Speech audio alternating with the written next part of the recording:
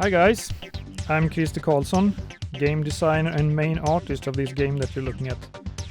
1993 Shenandoah is from another era. The era when Amiga 500 ruled the gaming world and there was no such thing as the internet. Just imagine that. I know I can't. So as you can see, it's a classic shoot 'em up, heavily inspired by shmups of the time like Gradius, R-Type, Life Force, Xenon 2 and IO, which we played extensively.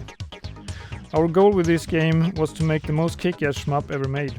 We were just in love with this genre, and completely oblivious to game development, we just went head over heels into it and started pixelating away in the graphics package of the time, Deluxe Paint 4, by no other than EA. As always in game production, the scope grew and grew, giving our coders headaches because of our wild and lofty ideas we were pushing for all the time.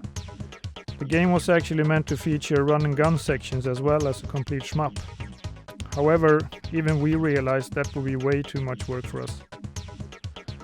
Eventually we got a demo done and showed it at what was then called copy parties, predecessors to today's LAN parties. At one party we were approached by a publisher called Black Legend, who wanted to work with us on this title. Obviously we were ecstatic about that.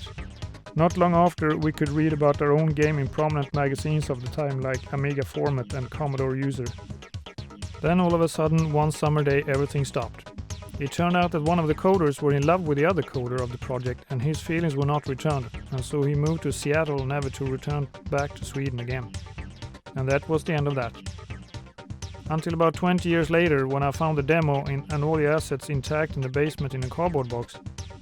After playing a pixelated shooter called Jamestown recently, I thought, why not finish this old gem of mine? Said and done, I contacted a few people and off we were again, older and wiser. And this time it happened. The game got finished and now you gamers can play it. This is a piece of history, a real retro game. Have fun and enjoy. Thank you.